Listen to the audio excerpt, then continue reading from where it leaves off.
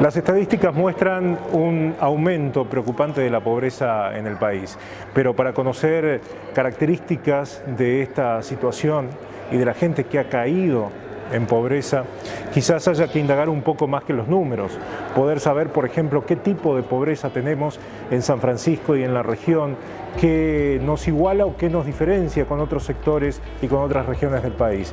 Para eso hablamos con el ingeniero Emilio Amé, mano a mano con el director de Cáritas Diocesana de San Francisco, que tienen un importante trabajo sobre la pobreza y la promoción de las personas en nuestra ciudad. Bueno, ingeniero Emilio Amé, director de Cáritas Diocesana de San Francisco. Se han conocido en las últimas semanas números de la pobreza, de un incremento en el nivel de pobreza, y queríamos conocer su opinión respecto concretamente del trabajo con la pobreza y qué es lo que ven ustedes concretamente en el terreno. Bien, en esto, a ver, cuando se conocen los índices de pobreza, creo que hay que hacer un poco de enseñanza y de catequesis, ¿no? Lo que normalmente se conoce en los números es línea de pobreza, ¿sí? Nosotros estamos siempre hablando de la línea de pobreza, solo de una pobreza que es la socioeconómica, ¿sí? Cuando a la gente no le alcanza la plata que tiene, ¿sí? Esa es una sola variable de lo que es la pobreza, ¿sí? Si nosotros tomamos la definición de pobreza, es carencia de. Entonces, quedarnos solo en esa variable, que preocupa, que es importante, y es la que normalmente deja de un lado o del otro de la línea del índice, es por ahí quedarnos corto con la mirada de la pobreza. ¿Sí? Cuando nosotros miramos a la persona, no estamos mirando solo si llegó con la plata a fin de mes o no. ¿Sí? O sea, miramos a la persona en un todo. Estamos viendo si la persona tiene educación o no, si tiene salud o no, si viven hacinados, cómo es su comunidad. Entonces entramos a sumar un montón de variables a lo que sería, que bueno, en estadística lo llaman la pobreza multidimensional, que también nos deja a personas de un lado o del otro. Seguramente que en esto uno no es que mira para el otro lado el índice de la línea de pobreza, es la que nos marca y la que va marcando tendencia para todo el resto de los índices. Es preocupante cuando uno escucha el índice de alrededor del 33% y dice, bueno, de cada 10, 3 personas están por debajo de la línea de pobreza, y en realidad no es eso. En realidad, para nosotros desde Cáritas, decimos, bueno, en el momento que se hizo esa medición teníamos 3, pero tenemos un montón de gente que ese mes llegó arañando, pero si ponemos esto, hacemos un gráfico como un precipicio, no se cayeron para el lado del precipicio en cuanto a la pobreza, sino que quedaron en el borde. Pero a lo mejor el mes siguiente hay un montón de gente que cae y otra gente que no. Entonces ese 3 de cada 10 queda corto. Claro. ¿Sí? Tenemos que trabajar en 4, en a lo mejor 5 de cada 10, empezar a trabajar. Bien. O sea, y como dice usted además, digamos, es un índice que mide por ahí por variable de ingreso y hay pobrezas varias, ¿no? Cuando uno mira, y que por ahí son más estructurales que lo que puede medir un número, y hay historias personales, ¿no? Que tienen que ver claro, con carencias por ahí estructurales en salud, en educación. Esto, ¿no? Son necesidades básicas insatisfechas, ¿sí? O sea, si nosotros, el no llegar a fin de mes, el ingreso económico es una necesidad básica. Cuando ya estamos hablando de 2, de 3, ya estamos hablando de pobrezas estructurales, de pobrezas multidimensionales, que son mucho más difíciles de acompañar y de abordar, y de acompañar sobre todo a la persona a que salga de esa situación, ¿no? O sea, por ahí no solo con asistencia, que en lo inmediato es lo que sirve, pero no es lo que te va a ayudar a que a la persona que vos hoy empezás a acompañar, mañana no esté dentro de este lado, y que a lo mejor deje de estar dentro de la pobreza económica y pase a estar a lo mejor en una pobreza habitacional o en una pobreza de educación, que son mucho variables más duras y más difíciles de acompañar y más difíciles de trabajar. Cambiar una variable en salud o en vivienda lleva años. Seguro. ¿Sí? O sea, estos son todos procesos muy largos que hay que ir marcando y que hay que ir teniendo políticas de estado de fondo que tiendan netamente a sacar a la persona del lugar y no a hacer un asistencialismo, ¿no? Justamente, dice políticas de Estado. ¿Cree que hay políticas de Estado que trabajen realmente o de manera profunda para cambiar la situación? Ay, a ver, esto es, hoy es muy difícil, ¿no? El dar una opinión sobre si existe una política de Estado o no, es que te pongan de un lado o del otro, ¿no? O sos compañero, o sos correligionario, o sos amarillista, o sea, es muy difícil tratar de dar un punto de vista de esto sin que te titulen de un lado, ¿no? Y nosotros el Está análisis... bien, pero lo hacen desde la autoridad del trabajo que tienen sobre la temática. Claro, nuestro centro de análisis es la persona. O sea, mi prioridad, nuestra prioridad como Cáritas es que esta persona que hoy está sufriendo la podamos acompañar y sacarla de donde está. Existen en los distintos gobiernos que tuvimos, existieron políticas de Estado buenas, malas, acertadas o no acertadas. Asignación universal es una política de Estado acertada. Todo lo que es RENAVAP para darle títulos de propiedad de tierra a aquellas personas que viven en las villas es una política muy acertada. Porque bueno, la dignidad que tiene hoy esa persona en poder contar con su título de propiedad no es cosa menor, ¿sí? Sabiendo la necesidad que tenemos en todo el país de vivienda, ¿no? El poder tener su título le permite poder ir a pedir un crédito, poder tener un servicio, poder exigir el servicio, ¿sí? Porque teniendo la propiedad vos podés exigir que te den la luz, que te den el agua, los servicios básicos. Entonces son políticas de Estado tan buenas. Asignación universal con el complemento de que el chico tiene que ir a la escuela es una muy buena política, ¿sí? Estamos hablando de distintos gobiernos que las implementaron y son buenas políticas de Estado. Obviamente que después, bueno, en esto, cuando vos empezás a analizar cada una de las pobrezas, te das cuenta que, bueno, hay en un sentido una muy buena, en otra no tienen, normal en todo gobierno. Seguramente. Cuando hablamos de política de asistencia del Estado, también se pone mucho en cuestión cómo dar ese paso de la persona que necesita solo reciba a que pueda haber una promoción. Y sé que ustedes trabajan desde hace muchos años en esto, no solo dar, sino también promocionar a la persona como tal para que pueda generarse su propio sustento, ¿no? Sí, en esto, por ahí el ejemplo que nosotros tenemos en la ciudad es el espacio que tenemos en Barrio Parque, que eso, para empezar, ya es una rareza donde no solo trabajamos como Cáritas, sino que ya hay hoy 3 instituciones diferentes que trabajan en el mismo espacio, que es la Asociación Civil Comedor La Virgencita, con Evaristo Giordano, con Silvino Buracci, que ellos nos dan una mano muy fuerte en todo lo que es darnos los medios, las herramientas, la infraestructura. Nosotros como Cáritas en buscar de dar el contenido, y desde este año sumamos la cooperativa de trabajo, que esto, ¿no? En las familias, en los niños que empezamos a acompañar, empezamos a detectar la necesidad de generar ingresos. La cooperativa hoy nos da esa posibilidad, ¿no? Entonces, bueno, 3 instituciones diferentes trabajando en un mismo lugar con un mismo fin. Eso para la idiosincrasia que tenemos nosotros como comunidad ya es raro. Donde bueno, no hay egos de que uno quiera parecer más que el otro, sino que todos trabajamos por el bien común de la persona que viene. Y ahí trabajar para dar ese salto, ¿no? De la asistencia a la promoción. Claro, en esto, en el espacio nosotros empezó hace 12 años, con un espacio netamente educativo, trabajando solamente con lo que es la educación no formal de los niños, trabajar valores, trabajar el compartir, el ser solidario, el respeto, el estar en compañía de otro y poder convivir.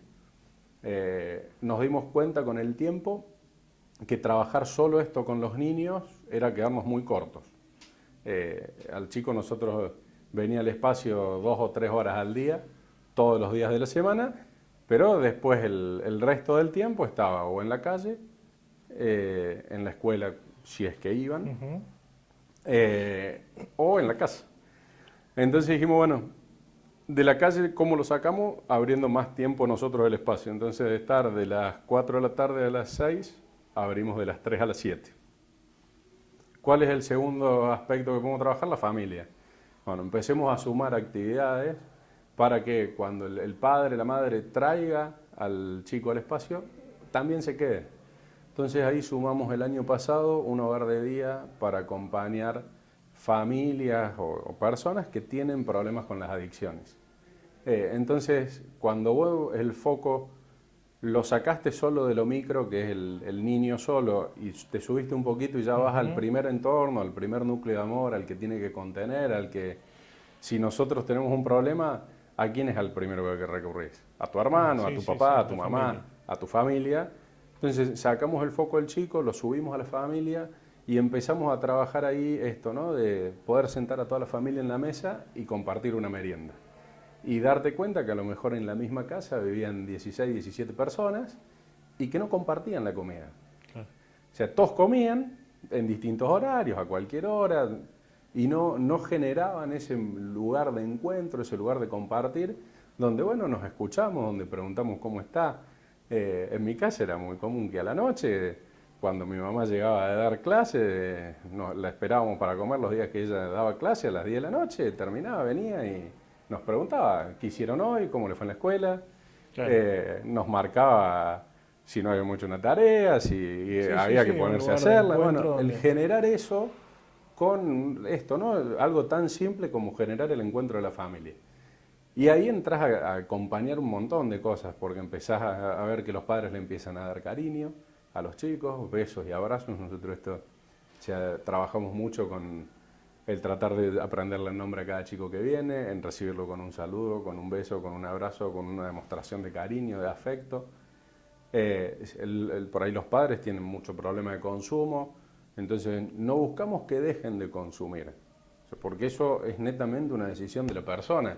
O sea, nosotros lo podemos acompañar y tratar de invitarlo a que deje, pero lo que tratamos de hacer es que cambie hábitos, que cambie Claro. conductas, que si antes se drogaban a las 3 de la tarde, que bueno, que ahora se droguen a la noche para que a las 3 de la tarde estén bien, o si al otro día el chico tiene que ir a la escuela, el padre se puede levantar para llevarlo, o que vaya a un acto.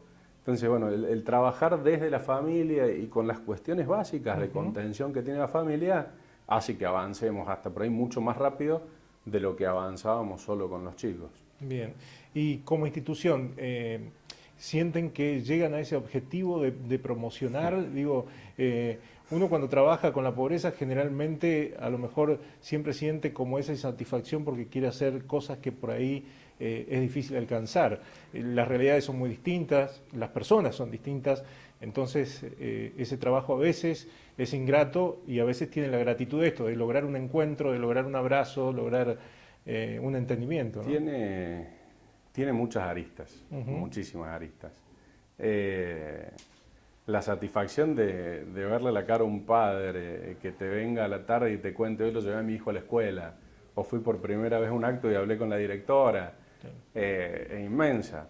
Son logros grandísimos. Y después a los 2 meses que lo tenés que salir a buscar al mismo padre porque hace 4 o 5 días que no vino al espacio y lo encontrás tirado en el fondo de un patio perdido por todo lo que consumió. Entonces por ahí toda la alegría y lo que uno festejó, el haber logrado eso, te tiró 1000 pasos para atrás, ¿no? Pero a nosotros al verlo desde este lado cristiano, con el tratar de acompañar a la persona, de que somos un lugar de puertas abiertas y que todos nos equivocamos, cometemos errores y que no te juzgamos por lo que haces. O sea, recibimos la vida como viene y así como viene la tratamos de acompañar.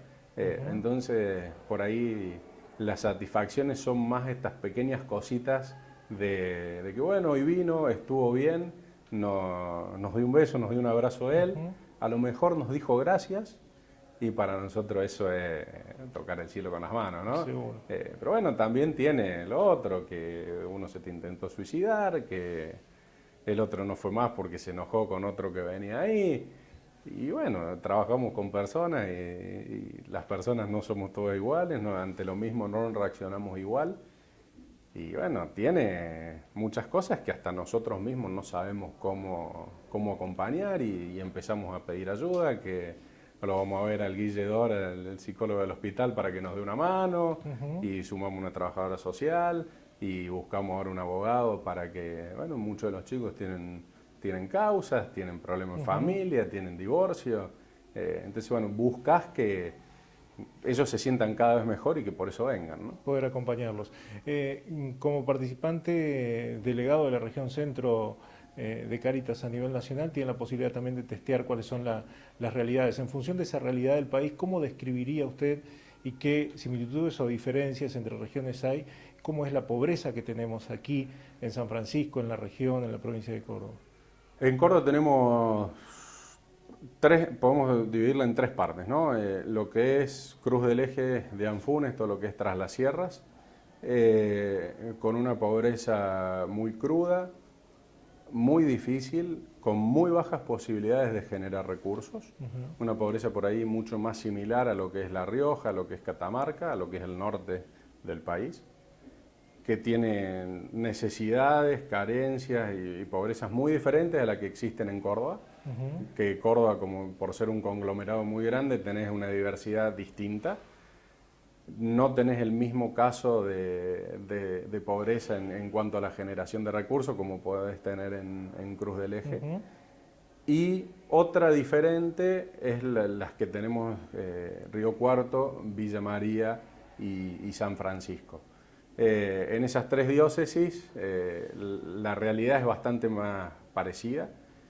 Sí venimos notando un incremento en cuanto a en nuestros mecanismos de respuesta que tenemos, venimos notando algún incremento, pero centrado en la misma familia. O sea, la misma familia que venía asistiendo sigue asistiendo, no estamos detectando aún nuevas familias para acompañar, sino que en esa familia antes acompañábamos a lo mejor a los 2 hermanitos más chicos y ahora ya empezamos a acompañar a los 5 hermanos, a los 4 hermanos. Se han sumado más integrantes de la familia. Claro, o sea, y ya el padre, la madre, antes venía solo la madre, antes el padre. Nosotros acá particularmente en San Francisco, en el trabajo que hacemos en territorio todos los días en Barrio Parque, me cuesta muchísimo tratar de darle un número a eso, porque desde hace 1 año y medio atrás, desde enero del año pasado ahora, cambiamos esta dinámica, ¿no? Nosotros empezamos a sumar actividades para que más vengan. Claro. Entonces me cuesta decirte crece o no crece. Nuestra búsqueda fue para que crezca. Claro. Pero para que crezca, para que nosotros podamos acompañar en más cosas. Claro. Entonces ahí me cuesta poner un número, pero sí en el común de la región se nota este incremento con esta particularidad en las diócesis de Villa María, Río Cuarto y San Francisco, en que más integrantes de la familia se suman a los comedores, a los merenderos. En Córdoba sí se nota un incremento de más familias y en Anfunes y Cruz del Eje estamos casi que a un 50, un 60% de más gente que está participando. ¿Y cómo nota la respuesta de la comunidad, la que no padece pobreza, no padece indigencia, en relación a esta problemática, a instituciones como Cáritas? La comunidad argentina de por sí es muy solidaria y el que puede lo hace de corazón y el que no puede, lo poco que tiene, lo da porque entiende que hay alguien que le está pasando peor y que con eso poquito está ayudando. En eso nosotros, como para que te des una idea, el 90% de los merenderos a nivel nacional, comedores y merenderos que tenemos en Cáritas a nivel nacional, el 90% se gestiona con fondos propios, no con gestiones propias, no recibimos ningún aporte del Estado para poder hacerlo.